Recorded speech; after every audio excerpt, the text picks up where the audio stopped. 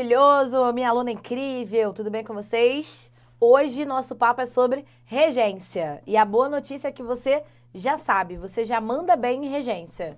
Você não acredita? Eu vou te provar. Regência é o estudo da preposição que o verbo ou o nome exige ou não. Simplesmente para saber se é necessário que haja preposição ali ou não.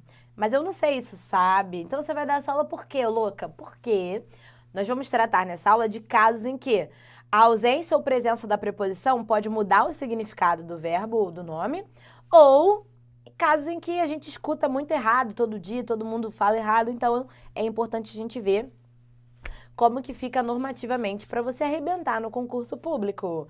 Vou te provar que você sabe, ó, eu vou falar, você responde só com a preposição, tá? Por exemplo, quem gosta, gosta de.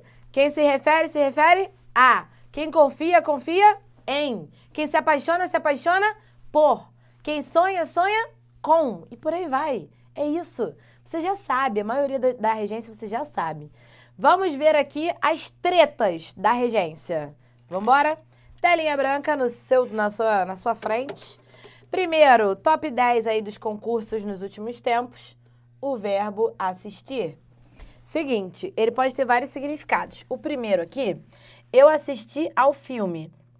Eu assisti com sentido de ver. Ver. Vou botar aqui 2 olhinhos para você saber que é o ver. Quando você assiste com sentido de ver, você assiste a alguma coisa. Ele é um verbo transitivo indireto que exige a preposição a. Então, você tem que dizer, eu assisti ao filme, eu assisti ao jogo. Se for uma palavra feminina aqui, eu assisti à peça, por exemplo, a peça de teatro. Então, tem que ter a crase para representar a presença da preposição aqui, beleza? Agora, o verbo assistir também pode significar ajudar, prestar assistência. Nesse caso, ele é verbo transitivo direto e não exige preposição, muito menos o a. Então, fica assim, ó, eu assisti o idoso. Quer dizer, eu ajudei, eu prestei um auxílio. Tá aqui, esse é de ajudar, sem preposição. Pode ser também. Ainda, o verbo assistir pode ser verbo intransitivo, quando ele significa morar, residir, ter uma casa em algum lugar. Como é meu caso aqui, ó, eu assisto em Mesquita, olha que legal. É onde eu moro. Por que ele é intransitivo, prof? Que se quem assiste, assiste em. Em Mesquita não é um adjunto adverbial de lugar, meu povo? Adjunto adverbial, né? Advérbio nunca será objeto. Se não tem objeto, é intransitivo. Aqui, isso é de morar. E ainda essa expressão aqui, né, que é da área jurídica ou da área de segurança, podemos dizer assim, ó. Este é um direito que lhe assiste. Quer dizer, este é um direito que você tem, que você possui. Nós vamos usar com o pronome lhe, e já é uma coisa mais jargão, né? Já é da área mesmo. Por exemplo, ficar calado é um direito que lhe assiste, como a gente vê em filmes, às vezes, na hora da prisão policial, esse tipo de coisa. Então, o verbo assistir, tome bastante cuidado com ele. Se eu disser pra você assim, ó, a enfermeira assistiu ao médico, foi o que ela fez? Se ela assistiu ao médico, ela observou, ela apenas olhou.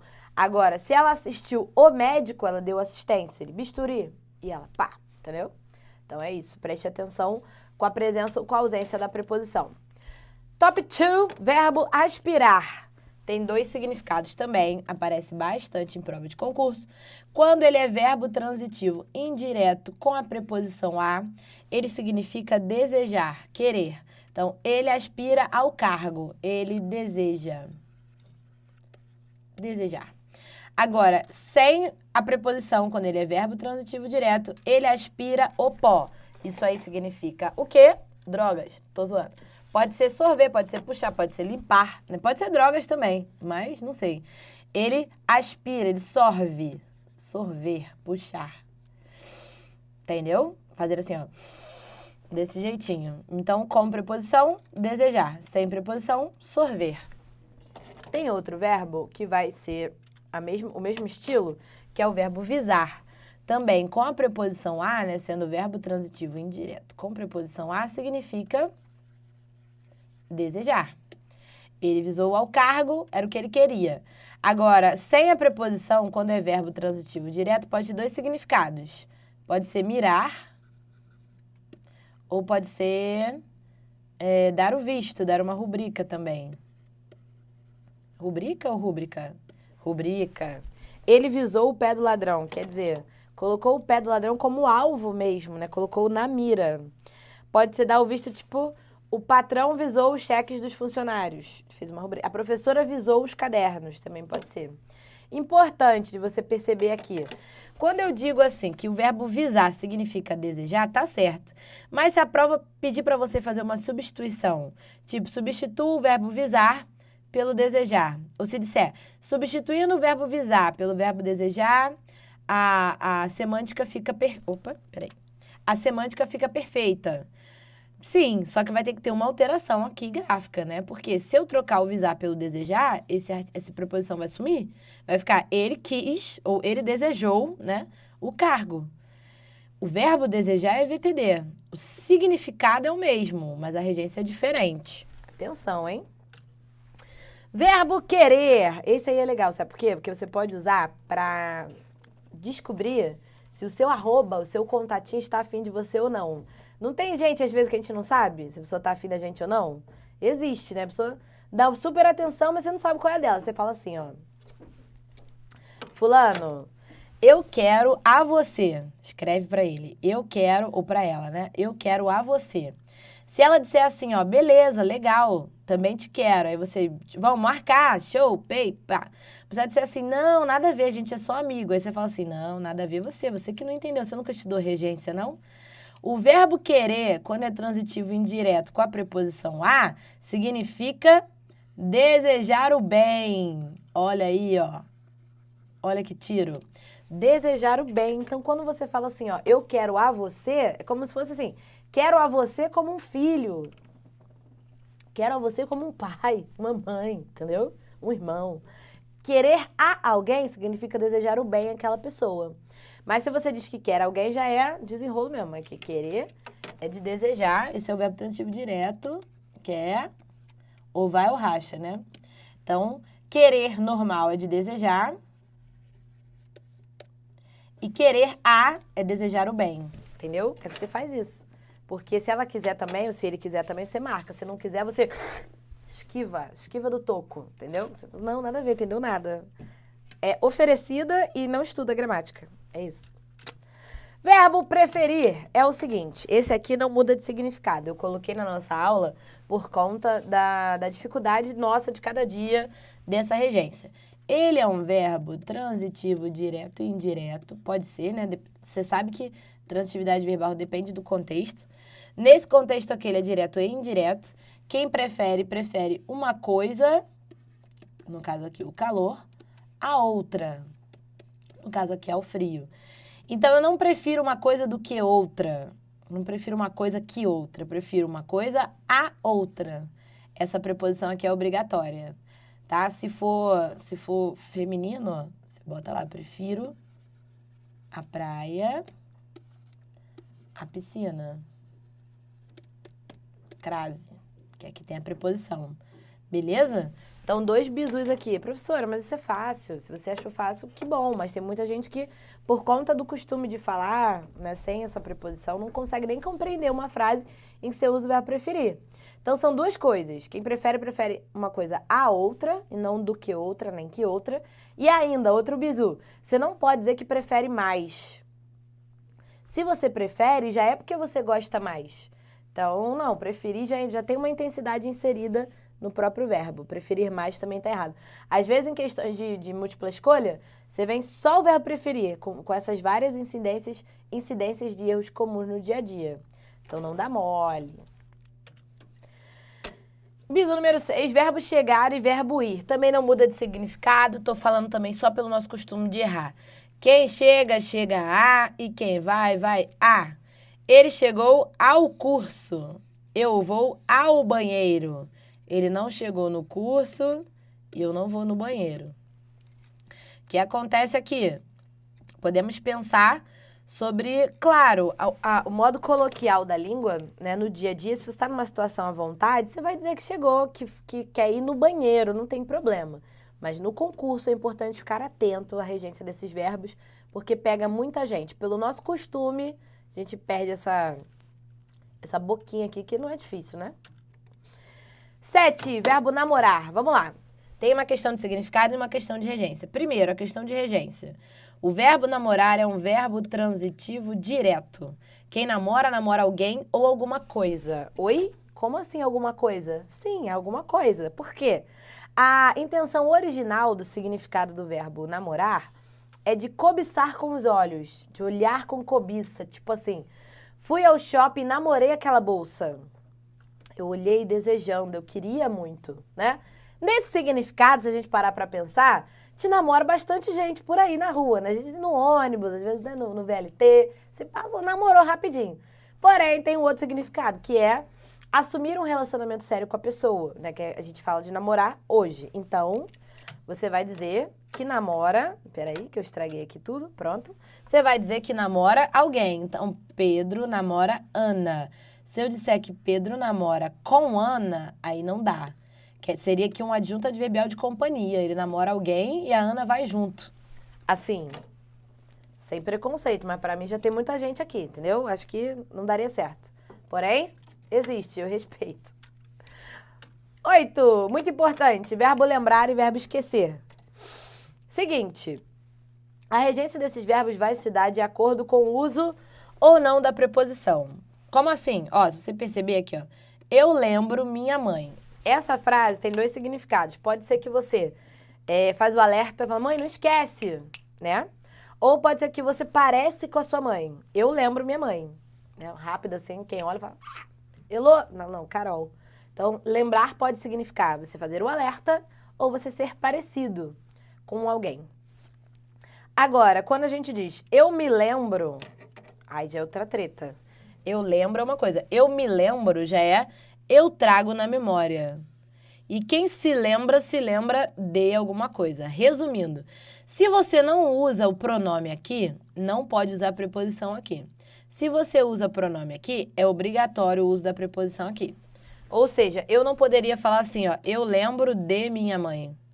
Não dá. Ou você fala eu me lembro ou eu lembro direto. Entendeu? Não dá os dois. Olha, eu esquecer, a mesma coisa.